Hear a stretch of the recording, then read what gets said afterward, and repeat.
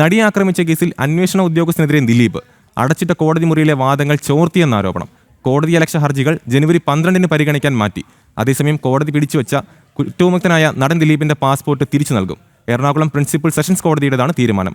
വിവരങ്ങളുമായി നിഷ ദിലീപ് ചേരുന്നു. നിഷ, ഗുരുതരമായൊരു ആരോപണമാണ് ഇപ്പോൾ ദിലീപ് ഉന്നയിച്ചിരിക്കുന്നത്. ഈ അന്വേഷണ ഉദ്യോഗസ്ഥനെതിരെ ഒരു ആരോപണം, അടച്ചിട്ട കോടതി മുറിയിലെ വാദങ്ങൾ ചോർത്തിയെന്നാണ് ആരോപണം. എന്തൊക്കെയാണ് വിവരങ്ങൾ നിഷ?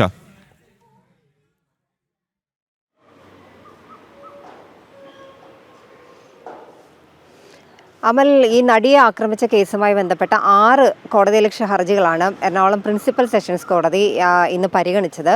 എന്തായാലും ഈ കോടതിയലക്ഷ്യ ഹർജിയിൽ ദിലീപ് പ്രധാനമായും അന്വേഷണ ഉദ്യോഗസ്ഥനെതിരെയാണ് പ്രധാനമായും ആരോപണം ഉന്നയിക്കുന്നത്. അതായത് ഈ കേസിൻ്റെ വാദം നടന്നത്, ഈ കേസിൻ്റെ നടപടികളെല്ലാം ഇൻ ക്യാമറ പ്രൊസീഡിങ്സ് ആയിരുന്നു.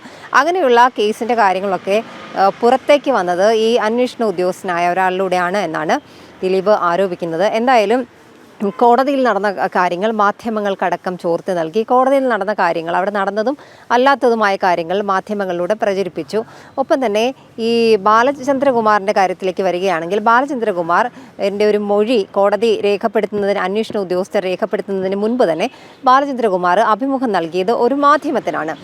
എന്തായാലും ഇത് റേറ്റിംഗ് കൂട്ടാൻ വേണ്ടി മാധ്യമങ്ങൾ നടത്തുന്ന കാര്യങ്ങൾ തന്നെയാണ്. അല്ലാതെ ഈ കേസുമായി ബന്ധപ്പെട്ട് ഈ അന്വേഷണ ഉദ്യോഗസ്ഥൻ്റെ ഭാഗത്തു നിന്ന് അടക്കം വീഴ്ച സംഭവിച്ചു. ഈ കാര്യങ്ങളാണ് ഈ കോടതിയലക്ഷ്യ ഹർജിയിൽ ദിലീപ് പ്രധാനമായും പറഞ്ഞത്. എന്തായാലും ഈ കോടതിയലക്ഷ്യ ഹർജികൾ ജനുവരി 12 പരിഗണിക്കാനായി മാറ്റിയിട്ടുണ്ട്.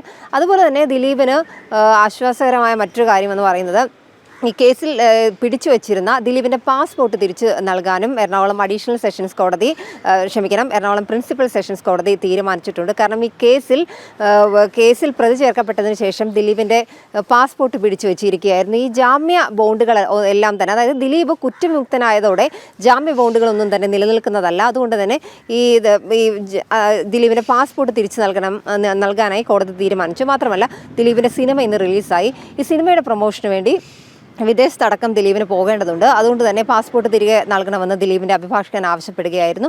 അങ്ങനെ പ്രോസിക്യൂഷൻ ഇതിനെ എതിർത്തെങ്കിലും പ്രോസിക്യൂഷൻ്റെ എതിർപ്പ് അവഗണിച്ചുകൊണ്ട് തന്നെ ഈ എറണാകുളം പ്രിൻസിപ്പൽ സെഷൻസ് കോടതി ദിലീപിൻ്റെ പാസ്പോർട്ട് നൽകാനും തീരുമാനിക്കുകയായിരുന്നു. അമൽ, ശരി, നടിയെ ആക്രമിച്ച കേസിൽ അന്വേഷണ ഉദ്യോഗസ്ഥനെതിരെ ഗുരുതര ആരോപണമായി ദിലീപ് രംഗത്തെത്തിയിരിക്കുന്നു. അടച്ചിട്ട കോടതി മുറിയിലെ വാദങ്ങൾ ചോർത്തിയെന്നാണ് ആരോപണം. കോടതിയലക്ഷ്യ ഹർജികൾ ജനുവരി 12 പരിഗണിക്കാൻ മാറ്റിയിട്ടുണ്ട്. അതേസമയം കോടതി പിടിച്ചുവെച്ച ദിലീപിന്റെ പാസ്പോർട്ട് തിരിച്ചു നൽകും.